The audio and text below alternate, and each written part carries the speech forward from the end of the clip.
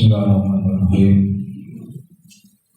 Assalamualaikum warahmatullahi wabarakatuh.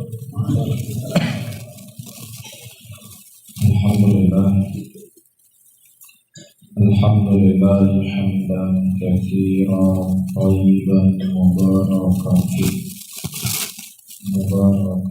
alaih kama yuhibbu rabbuna wa yarda. Wa usalli ala nabiyyina al-karim Muhammadin wa ala alihi wa ashabihi wa man tabi'ahum bi ihsanin ila yaumiddin. Saudara-saudaraku kaum muslimin dan kaum muslimat rahimani wa rahimakumullah, kita lanjutkan kembali pembahasan kita di malam hari ini dan kitab Tauhid. Dan malam ini kita membaca bab minasyirki libsul halqah wal khayt wa nahwihima li raf'il bala aw daf'ihi. Dari salah satu bentuk kesyirikan memakai gelang atau tali-tali atau yang semisal keduanya untuk mengangkat bala atau menahan adanya bala tersebut. Ini adalah pembahasan yang cukup penting, yang mungkin sebagian pembahasan sudah pernah kita bahas di mushola kita ini. Bagaimana sebagian orang mengambil barang-barang tertentu untuk mengangkat bala. Ya, sudah menjadi kebiasaan dan adat istiadat di tempat kita di Aceh. Di sebagian masyarakat, ketika bayi yang baru lahir itu biasanya diikat tali dengan sekian banyak warna dengan maksud dan tujuan supaya si bayi tersebut tidak terkena sakit atau yang semisalnya. Nah, kalau kita bertanya kepada mereka, kenapa kalian buat seperti ini? Mereka akan menjawab, ini kan sama seperti kita minum obat. Ya, Anda pergi ke dokter, kemudian dokter memberikan Anda obat, ya ini sama kami pergi ke orang pintar, kemudian orang pintar merajah-rajah pada tali ini, maka ya ini sama hukumnya. Ya. Nah, inilah yang akan menjadi pembahasan kita di malam ini, ya, tentang perkara sebab. Apakah semua sebab itu dibolehkan dan dibenarkan dalam timbangan syariat? Dengan mengkias berobat ke dokter kemudian dikiaskan kepada benang tadi atau yang semisalnya. Jelasnya pembahasan kita di malam hari ini. Dan sebelum kita baca sebab-sebab tersebut, perlu diketahui orang-orang musyrikin di zaman dahulu mereka ya menggunakan hal-hal ini untuk mengangkat bala dari mereka dan untuk menahan bala. Ya, dan ini sudah menjadi kebiasaan mereka. Makanya Nabi kita Muhammad SAW yang sudah sering kita sampaikan di awal beliau berdakwah, sebelum beliau mengingkari perbuatan orang-orang musyrikin, beliau masih mendakwahkan Islam secara mujmal. Mereka mengatakan apa yang disuruh oleh Muhammad sama seperti apa yang kami suruh, tidak ada bedanya.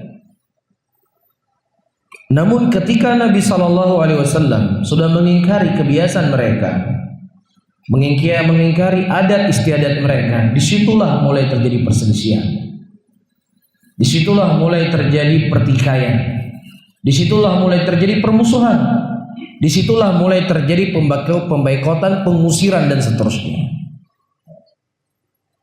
Iya, di sini disebutkan oleh Syekh Muhammad bin Shalih Al-Utsaimin rahimahullah, wan nasu fil asbab tarafan wa wasat. Manusia di dalam masalah sebab itu ada dua jenis manusia, ya, dan ada yang di tengah. Itu semuanya ada 3 jenis manusia dalam masalah ini. Dalam masalah apa? Sebab. Ya, karena sebab ini maksudnya. Ada sebagian orang berpikir kan rezeki itu kan sudah diberikan oleh Allah. Ya, jadi kalau seandainya saya duduk di masjid, berpindah dari tempat ke tempat yang lain ke masjid, kalau memang Allah sudah memberikan rezeki kepada saya akan dapat rezeki. Ada kan orang berkata demikian? Ya, kan semua ditulis sama Allah, semua rezeki kita. Jadi ngapain repot-repot, rezeki sudah ditulis. Ya sudah. Ya, saya duduk di masjid, beribadah di masjid atau duduk di rumah saya, ya tinggal saya mengatakan ya Goni, tipeng apa? Sama Goni. Itu kan. Nah, inilah akan jadi pembahasan kita di malam hari ini. Disebutkan di sini yang pertama man yunkirul asbab. Wa hum kullu man qala bi nafi hikmatillah kal jabariyah wal asy'ariyah. Pertama orang yang mengingkari sebab. Tidak ada sebab tersebut. Wa hum kullu man qala, dan mereka adalah siapa yang mengatakan penafian dari hikmahnya Allah seperti kelompok Al-Jabariyah. Jadi kelompok Al-Jabariyah adalah sebuah keyakinan yang mereka meyakini segala sesuatu yang telah kita lakukan ini merupakan paksaan dari Allah. Kalau memang Allah Subhanahu wa taala mematikan kita akan mati. Walaupun kita berada di gempa misalnya, tempat gempa, ya rumah sudah mau roboh, ya kalau mati saya akan mati. Tidak ada di sini usaha untuk apa? Berikhtiar, dan mereka menafikan ikhtiar. Ikhtiar ini menafikan apa? Sebab. Jadi ketika ada seseorang ditakdirkan menjadi seorang pelacur, maka ketika dia beribadah, berpelacur tadi bukan apa, memelacurkan dirinya, dia sudah menjalankan ibadah kepada Allah karena menjalankan apa? Takdir yang Allah takdirkan kepadanya. Jelas di sini? Ini pemikiran Jabariyah. Dan jelas ini merupakan keyakinan yang menyelisih akidahnya Ahlussunnah. Allah Subhanahu wa taala menyebutkan dalam Al-Qur'an, "Wa ma tasyauna illa ayyasha Allah." Wa ma tasyaun.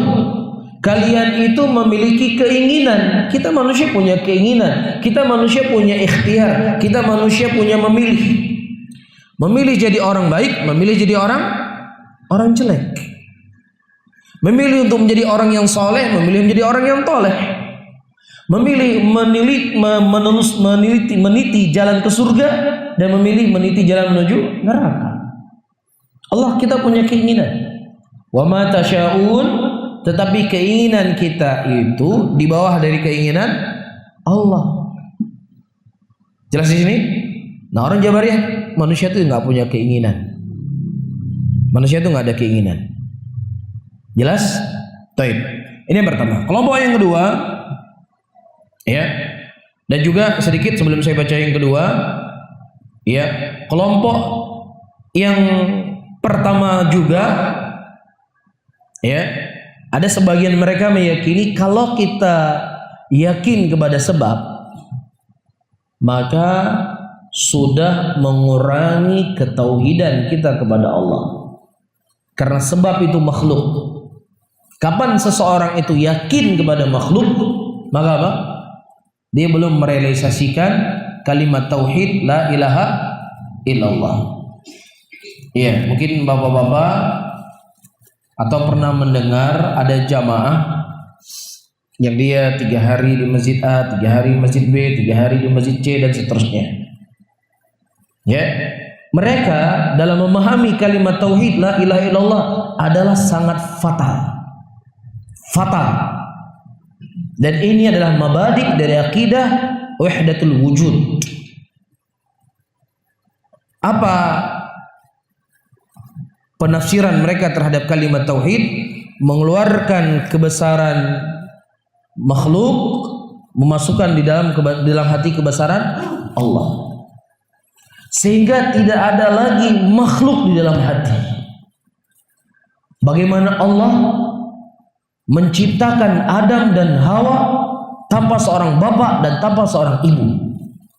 Bagaimana Allah Subhanahu wa taala menciptakan Isa tanpa seorang bapak.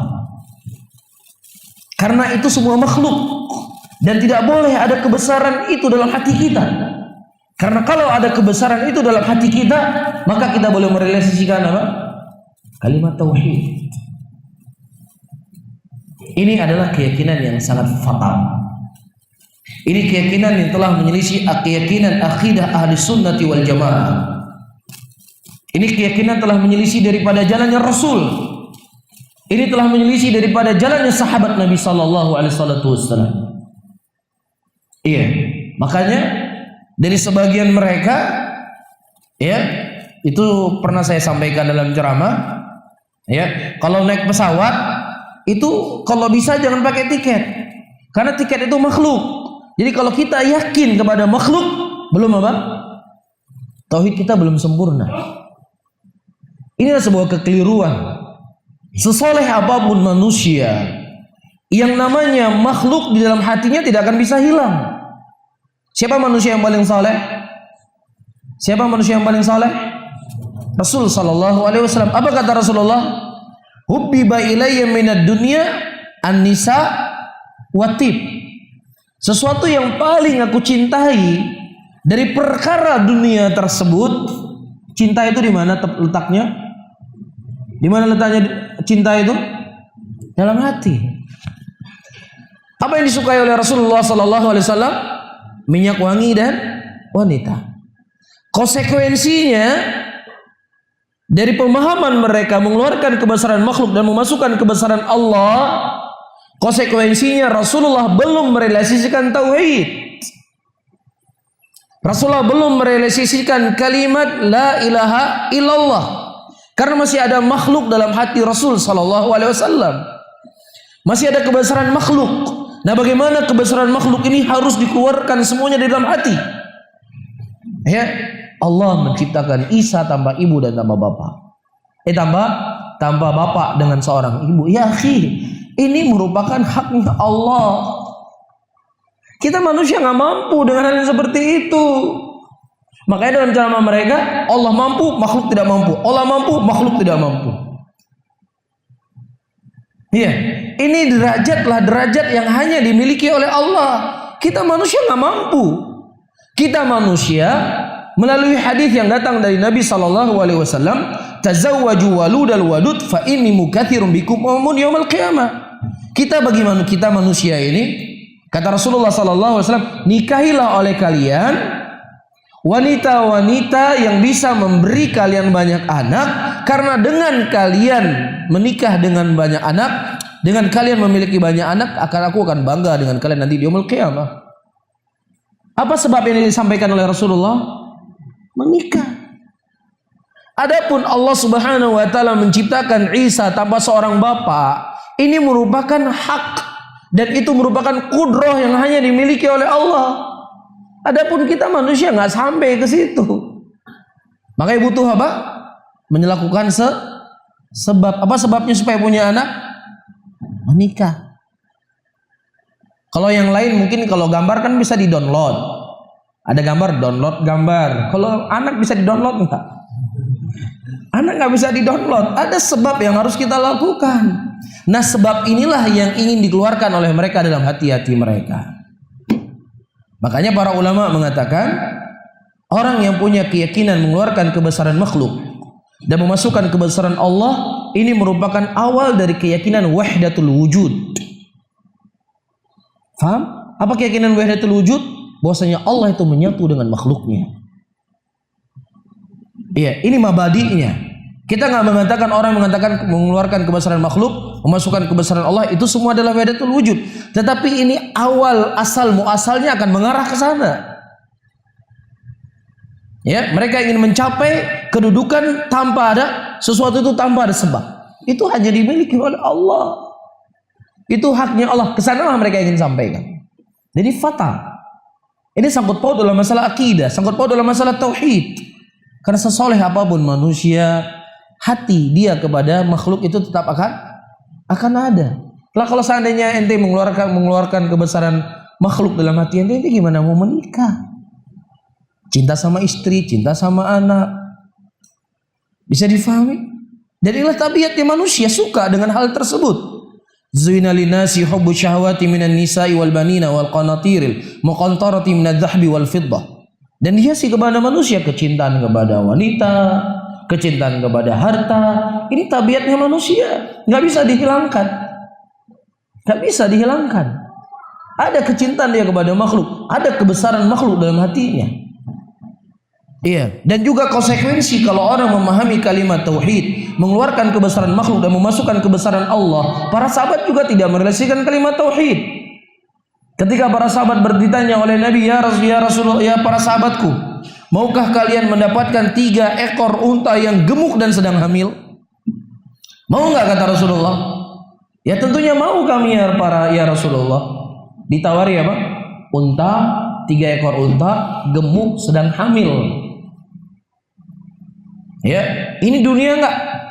Makhluk nggak ini? Para sahabat mengatakan, ya Rasulullah, kami pingin ya Rasulullah. Iya, tabiat manusia nggak bisa dihilangkan. Kemudian Nabi SAW, maukah kutunjukkan kepada kalian yang lebih baik daripada itu semuanya? Dengan kalian membaca Al-Quran, ya 3 ayat lebih baik daripada 3 anak ekor unta yang gemuk dan sedang hamil. Bisa difahami ya?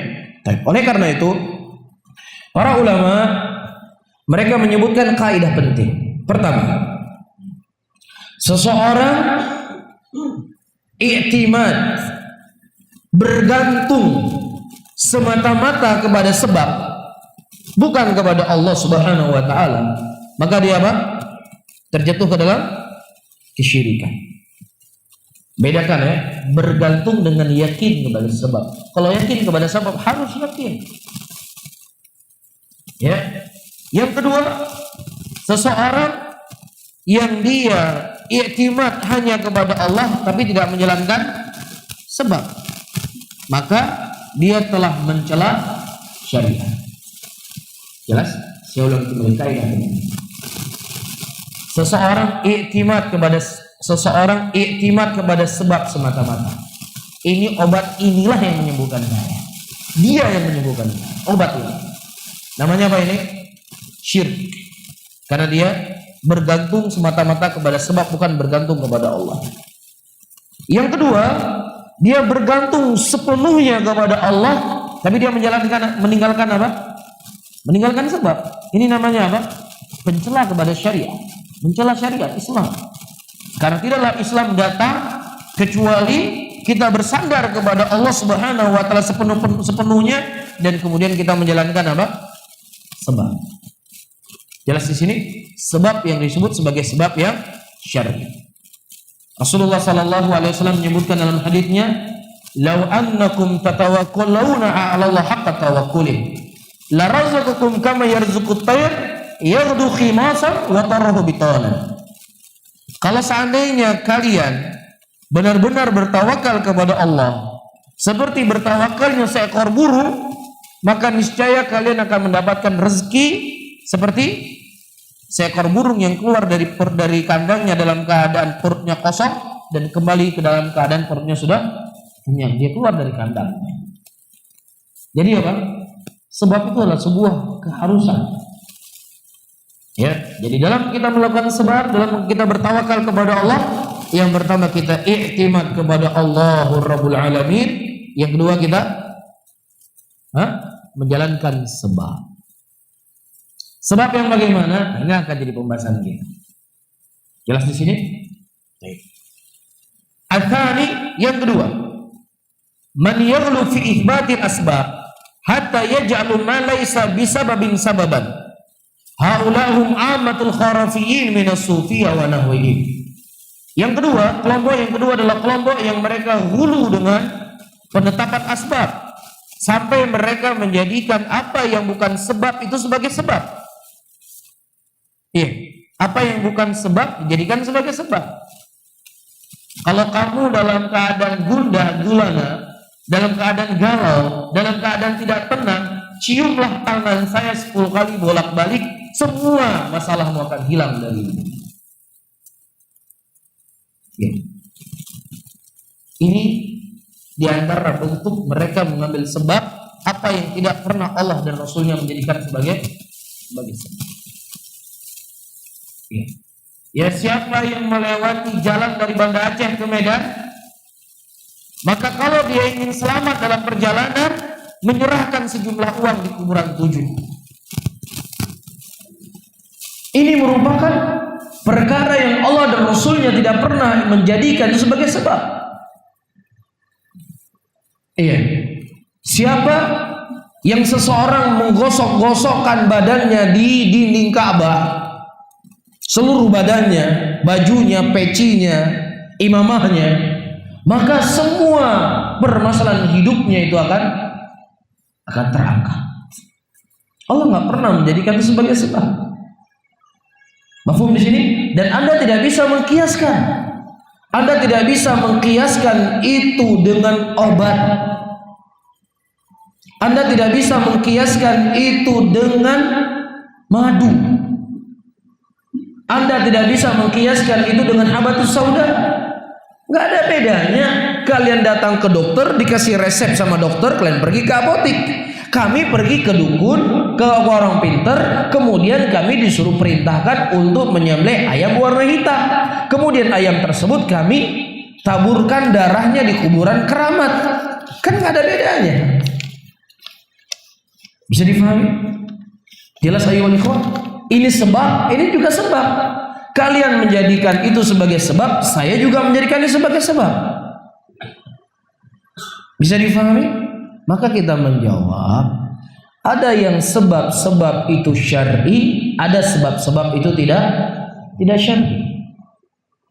Orang-orang musyrikin di zaman Rasulullah SAW, ketika mereka bertawassul dengan kubur, mereka berpikir kan sebagai sebab kan?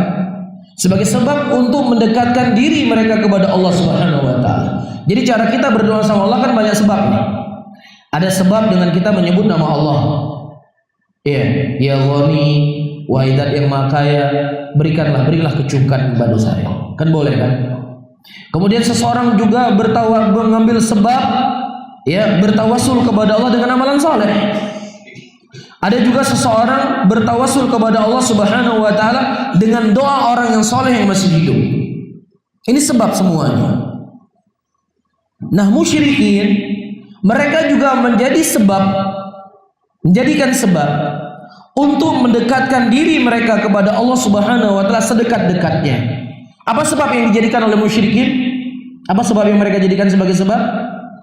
Mereka jadikan kuburan-kuburan para wali, berdoalah mereka di situ agar kuburan tersebut bisa mendekatkan diri mereka kepada Allah. Jelas di sini? Ini mengambil sebab, ini mengambil sebab. Ketika mereka mengambil sebab dengan nama-nama Allah, itulah anjuran yang Allah anjurkan. Walillahil asmaul husna fad'uhu biha.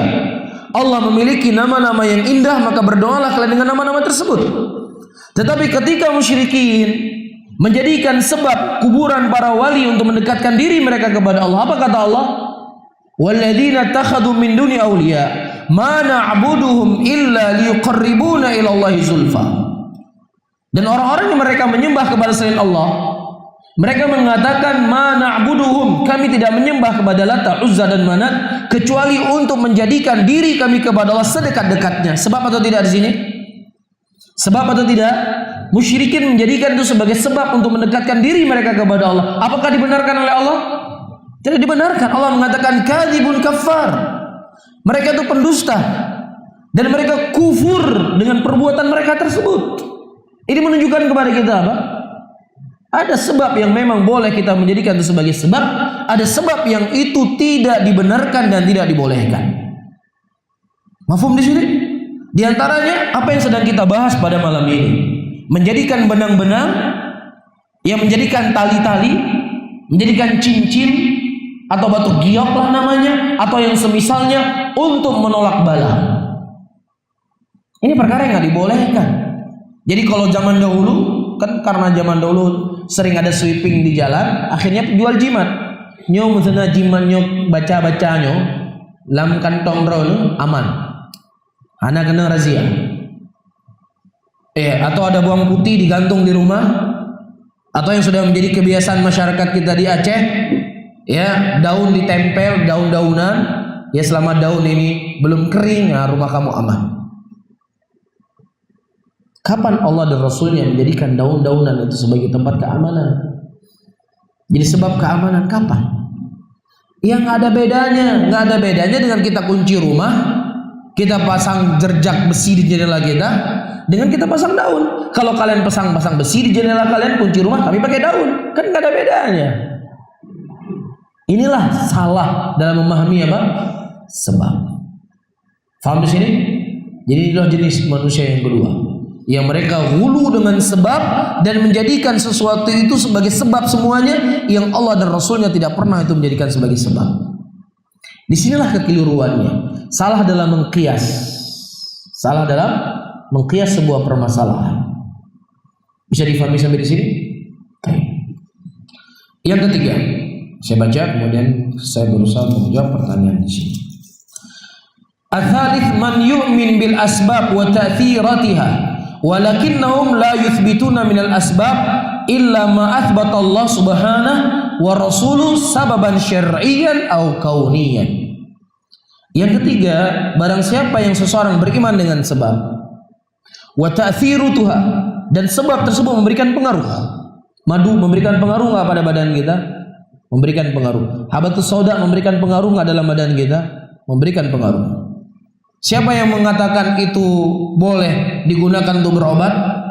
Nabi kita. Nah, kalau kita mengatakan nggak boleh yakin sama sebab, nggak boleh yakin sama makhluk, berarti kita nggak yakin dong dengan ucapan Nabi kita. Rasul yang mengatakan nam habatus sauda dawa likulida. Ya, habatus sauda itu adalah obat segala penyakit. Itu makhluk atau bukan? Harus yakin nggak kita dengan obat tersebut? Harus yakin. Kenapa kita harus yakin? Karena Rasul yang mengkhabarkan kepada kita. Tetapi itu cuma sekedar sebab Allah yang menyembuhkan melalui habatus sauda. Bisa difahami? Jelas ya? Jadi ini kelompok yang ketiga ini menyelisih dari kelompok yang pertama dan kelompok yang kedua. Kelompok yang kedua nggak ada sebab satupun. Kelompok yang kedua, kelompok yang pertama tidak menetapkan sebab. Kelompok yang kedua, mereka menetapkan adanya sebab secara mutlak, apa saja. Apa yang tidak dijadikan oleh Allah sebagai sebab. Maka yang ketiga, siapa yang beriman dengan sebab dan sebab tersebut bisa memberikan pengaruh, akan tetapi la yuthbituna minal asbab, mereka tidak menetapkan dari asbab tersebut kecuali apa yang Allah Subhanahu wa taala Rasulnya menetapkan sebagai sebab yang syar'i atau juga secara kauni. Apa sebab syar'i? Habatus sauda yang saya sebutkan tadi. Atau secara kauni, penelitian. Sudah diteliti oleh para dokter, bodrek lain sebagainya mengandung mana A, B, C, dan D, dan ini bisa membuat penyakit bisa begini dan begini. Ada pengaruhnya. Nah, sekarang tangannya kamu apa pengaruhnya kira-kira? Ya, tangan si A, kalau kamu cium tangan saya, semua masalah kamu akan hilang. Kira-kira ada apa di tangan kamu? Hah? Ada apa di tangan ini? Ya sama semua. Nggak ada pengaruh pada tangan kita. Tangan kita akan berpengaruh ketika tangan tersebut menulis. Yang satu menulis jelek, satu menulis baik. Yang satu menulis cacian makian, satu menulis ayat Quran, menulis kitab. Itulah di kitabnya yang berberkah. Bukan apa? Zat daripada tangannya. Bisa difahami di sini? Sehingga ayyuhal rahimani wa rahimakumullah, kalau antum sudah paham tiga sebab, ya kapan sesuatu bisa kita jadikan sebab, kapan sesuatu tidak dijadikan sebab, insya Allah akan terbuka sekian banyak masail yang terkaburkan kebanyakan kaum muslimin hari ini. Bisa difahami ya? Allah Ta'ala alam. Bismillah. Sebagian orang berpendapat bahwa tingkatan Islam yang paling tinggi adalah ketika mencapai tingkatan hakikat. Apakah ini termasuk faham wahidatul wujud? Saudara-saudara muslimin dan muslimat yang dirahmati Allah, Rasulullah SAW disebutkan dalam kitab Sahih Muslim, datang seorang laki-laki bertanya kepada Rasulullah, akhbirni anil din. Ya, sampaikan kepadaku akhbirni anil tiga tingkatan agama. Pertama Rasulullah mengatakan Islam, yang kedua iman, yang ketiga apa? Ihsan. Ini tingkatan agama yang dikhabarkan oleh Nabi sallallahu alaihi wasallam. Apa itu Islam? Islam kata Rasulullah sallallahu alaihi wasallam adalah wa tuqimus shalah, wa tutuz zakat dan seterusnya. Itu amalan-amalan zahir. Bersyahadat. Adapun iman adalah apa? Antu'minu billah wa malaikati wa kutubihi wa kitabihi wa rasulihi dan seterusnya. Beriman kepada Allah, beriman kepada kitabnya, beriman kepada rasulnya, beriman kepada kitabnya, beriman kepada hari akhir. Amalan batin. Jelas? Adapun tingkat manusia yang paling tertinggi adalah ihsan. Anta'budullah ka'annaka tarahu fa in lam takun tarahu fa innahu yarak. Ihsan adalah ketika engkau beribadah seakan-akan engkau melihat Allah. Dan kalau seandainya engkau tidak melihat Allah, maka Allah melihatmu. Jadi orang yang muslim belum tentu dia bermukmin. Orang yang mukmin belum tentu orang yang muhsin. Tapi orang yang muhsin sudah tentu dia mukmin, sudah tentu dia muslim. Orang yang muhsin adalah orang yang mereka selalu merasa takut dan khawatir, dan dia selalu menganggap Allah memantaunya sehingga tidak keluar dari mulutnya kecuali yang baik-baik. Tidak dia berbuat sesuatu yang haram, diharamkan walaupun dia tidak berada di tengah manusia. Karena dia mau ihsan. Karena dia yakin Allah selalu akan melihatnya, sehingga dia merasa malu untuk bermaksiat kepada Allah Rabbul Alamin. Adapun dari kalangan sufiyah, mereka membagi golongan manusia menjadi tiga. Yang pertama adalah syariat, yang kedua ma'rifat, yang ketiga hakikat. Apa itu syariat? Syariat itu adalah manusia-manusia biasa. Masih sholat, masih puasa, masih haji, masih bayar zakat, masih cebok ketika kencing. Ya, nanti kalau sudah sampai kepada hakikat, itu semuanya sudah hilang dari ini. Sudah hilang dari ini. Ya, jadi kita di Aceh, kita bicara di Aceh ya. Tidak sedikit orang-orang yang keluar dari mulut mereka nyanurun gak keramat. Kenapa? Apa biasa dibilang sifat orang sudah ceramah, sudah keramat? Hah? Puasa apa ya ahli? Kantong puasa ya, nyaurun keramat. Jadi wate luhu ja rumono yo lagi buta aju. Ya. Nah, kalau kita katakan kan haji na puasa, mata tayo mentang mata syariah. Haji tak kalah tayo. Nyanurunnya ka sampai tingkat hakikat. Jadi pandangannya pakai mata-mata khusus baru bisa melihat. Nas'alullah salamata wal afiyah. Silakan Anda ambil itu ma'rifat, silakan Anda ambil itu hakikat. Kita masih dalam syariat karena Nabi kita manusia yang paling mulia masih syariat. Kan begitu.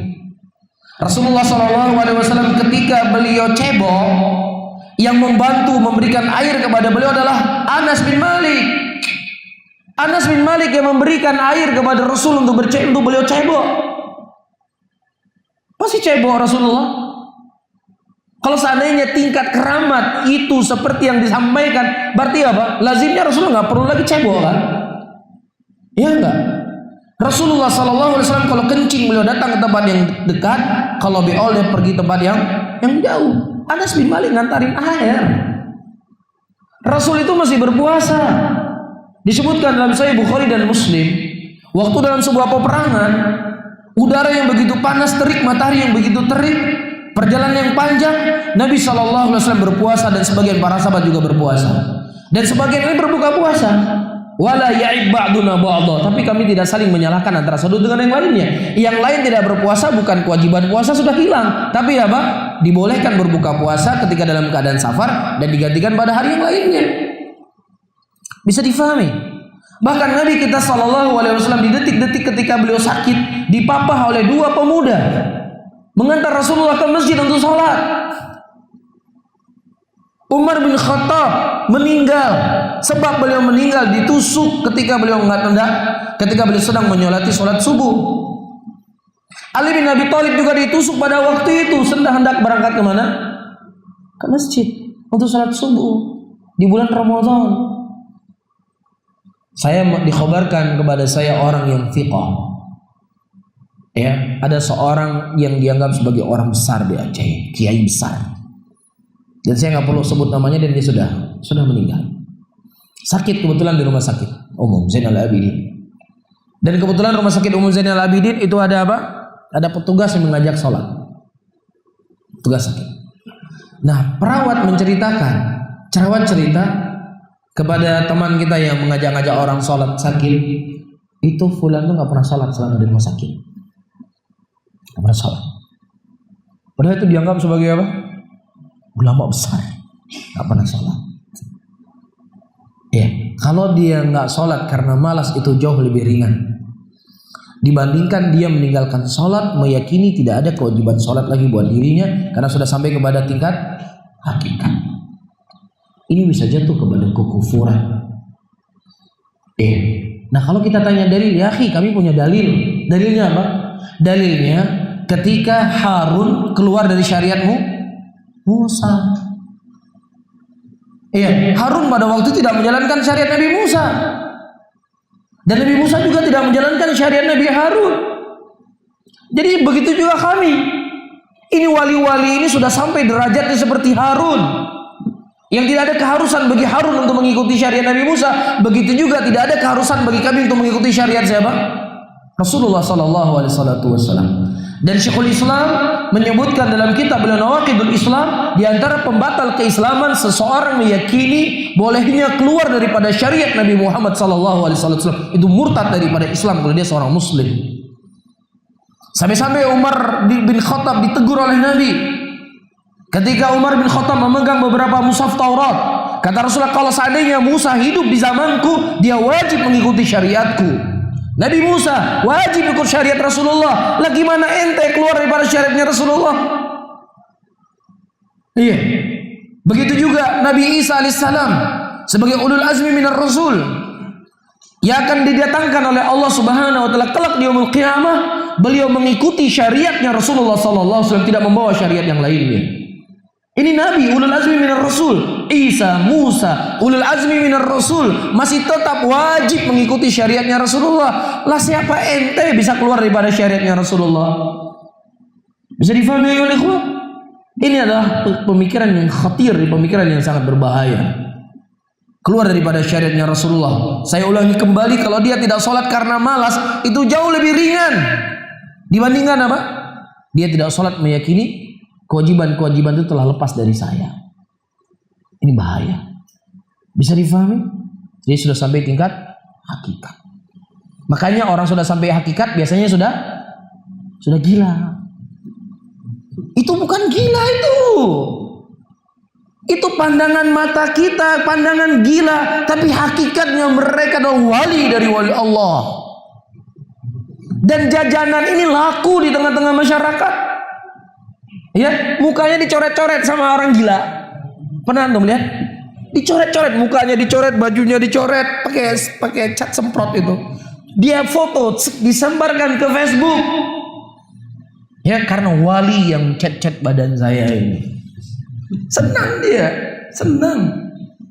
Mobilnya dicat senang. Karena wali ini orang. Dan bukan satu orang, sekian banyak. Sekian banyak. Anda lihat bagaimana akal manusia hilang, akal sehatnya hilang karena apa? Karena jauh dari akidah, jauh dari ilmu. Kalau kita lihat orangnya bukan orang kampung, yang orang tidak punya pendidikan, misalnya di tengah hutan karena nggak punya pendidikan, enggak. Orangnya kelihatan orang punya kedudukan dalam dunianya, punya mobil dia kok, ya kan? Bukan tinggal di hutan nggak mungkin punya mobil di hutan tinggal. Mobilnya dicoret-coret rela ridho karena wali yang coret ini. Nas'alullah salamatu wal afiyah. Dan di lisan kita sering yang teguhnya nggak keramatan. Bu ciri keramat, ada payah rai leo dan toni, kan gak keramat. Antum lihat bagaimana standar manusia sekarang manusia hari ini. Karena jauhnya dari akidah. Jadi kalau kita jauh dari akidah, kita akan sangat mudah ditipu oleh manusia, ditipu oleh orang gila. Coba, ya. Jadi sebagaimana pernah saya ceramah, saya sampaikan, saya melihat satu potongan video. Ternyata orang gila yang pakai celana pendek, ternyata bukan satu orang, banyak pakai celana pendek, rambut acak-acakan, sambil ngerokok. Ternyata dia punya ceramah dia. Ada pendengarnya. Ceramahnya ngawur ngidul ceramah. Orang gila gimana disuruh ceramah? Didengar seperti ini. Saya nggak bisa bayangkan bagaimana nanti datang Dajjal di akhir zaman, bisa menurunkan air hujan, bisa menghidupkan orang yang mati, kemudian diancam siapa yang nggak beriman kepada saya bunuh. Dia mengaku dirinya sebagai Tuhan. Orang gila saja sudah disembah hari ini. Gimana Dajjal datang di akhir zaman? Bisa kita bayangkan kan? Bisa kita bayangkan? Ya, orang yang sudah dipasung di Jawa sana, saya lupa Jawa mana, dipasung. Orang gila, memang nggak perlu lagi kita bahas, memang orang gila. Datang orang situ berbondong-bondong, dilek itu sampai puluhan ribu dilek. Ini wali Allah. Dipasung sudah. Dipercaya, diyakini. Nasallallahu salamata wal afiyah. Ya, hari-hari ini, bukan hari ini, sebelumnya saya melihat itu seperti gambar, ada gambar, nggak perlu saya sebut namanya, bahaya nanti kalau disebut. Ada fotonya, ditulis di bawahnya, ini Tengku Keramat. Dia berjalan itu lebih kencang dari mobil perjalanan dia. Jadi kalau di jalan mobil lebih kencang. Jadi dia jalan dari Melabuh ke Banda Aceh waktu itu, di mana yang dia garisi nggak kena tsunami situ pun. Kalau tongkat dia nggak garis, kena tsunami di situ. Dipercaya sama masyarakat. Ya, itu ketika terjadi tsunami di Aceh waktu itu, makam yang ada di sana itu, saya nggak perlu sebut namanya. Yang ada di sana itu terangkat ke langit katanya. Diangkat ke langit makamnya. Ka'bah, tempat kiblatnya muslimin yang dibangun oleh Nabi Ibrahim. Ya, disunahkan untuk tawaf. Pernah terjadi banjir di kota Mekah, rusak Ka'bah. Kemudian ada wanita yang membakar Ka'bah, hancur, rusak Ka'bah, kemudian dihancurkan dan dibangun dari awal. Nggak diangkat sama Allah ke langit, Ka'bah hancur dia. Lah masa kuburannya hanya diangkat ke langit? Gimana kira-kira? Tapi dipercaya. Kalau nggak dipercaya ya wajar. Ini dipercaya. Yang percayanya juga orang-orang berpendidikan. Bisa difaham ya? Ya. Jadi waktu itu ada seorang orang keramat di Aceh ini. Ketika dia pergi haji, pesawat nggak bisa terbang katanya. Nggak bisa terbang pesawat. Ternyata tasnya ada gemetah kan. Wadah gacot tahu rumah baru pesawat. Aisyah istri Nabi ketika melakukan perjalanan safar dengan Rasulullah, Aisyah tertinggal sendiri di tengah padang pasir. Aisyah bisa jalan, mobil kendaraan waktu itu unta ke sana bisa jalan. Mana yang lebih mulia, anda atau Aisyah? Hah? Tertinggal Aisyah sampai terjadi fitnah ifk pada waktu itu. Aisyah dituduh berzina. Berhari-hari Allah memberikan ujian kepada Aisyah. Tertinggal jalan kendaraannya. Ya, ada masuk maling rumahnya. Maling mumang, hanitu hawale, hadu biatli. Masuk orang rumah Utsman. Utsman sedang baca Quran. Dibunuh, meninggal Utsman. Gak kalap mata malingnya masuk rumah Utsman. Tahu dia di mana Utsman berdiri, dibunuh, meninggal, sedang baca Quran lagi. Seorang muslim kata Rasulullah itu apa? Kais. Apa itu kais? Cerdas. Nah kan cerdas dengan ilmu, dengan agama. Bisa difahami ya? Assalamualaikum warahmatullahi wabarakatuh. Semoga Allah merahmati antum dan juga antum. Anda ingin bertanya apakah ada dalil yang menyebutkan tentang kuku Allah? Allah saya tidak tahu masalah ini. Ya, saya tidak pernah mendapatkan dalil Allah punya kuku. Ketika kita tidak mendapatkan dalil dari Al-Quran dan Sunnah, tidak boleh kita menetapkan itu bagi Allah Subhanahu Wa Taala. Cuma disebutkan dalam hadis dari Nabi Sallallahu Alaihi Wasallam. Ketika Rasulullah berdoa kepada Allah Subhanahu wa taala, dikhabarkan oleh Ummu Salamah radhiyallahu taala anha, "Ya muqallibal qulub, tsabbit qalbi ala dinik." Wahai zat yang membolak-balik hati manusia, kokohkan aku di atas agamamu. Kemudian para sahabat bertanya, "Ya Rasulullah, hal taqafu alaina wa nahnu nu'minu bika wa najtabik?" Ya Rasulullah, apakah engkau takut kepada kami ya Rasulullah, dalam keadaan kami beriman kepada engkau dan apa yang engkau datang dengannya? Kata Rasulullah, "Iya, aku takut karena hati manusia baina asabi'ir rahman."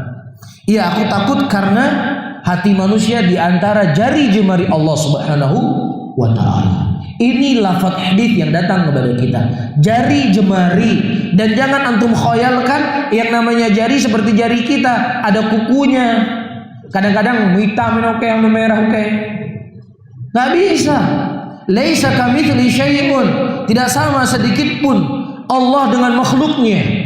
Jelas di sini? Jari Allah pun mengkhabarkan Allah punya jari jemari, tapi jari jemarinya Allah berbeda dengan namanya jari jemari makhluk, dan sesuai dengan keagungan dan kebesarannya Allah. Bagaimananya wallahu a'lam bishawab, kita nggak tahu. Kita nggak tahu. Cuma ketika seseorang memahami hadis ini, berarti kalau jari harus ada apa? Ada buku. Ini salah, pemahaman yang keliru. Ketika Allah Maha mendengar atau tidak? Allah Maha mendengar atau tidak?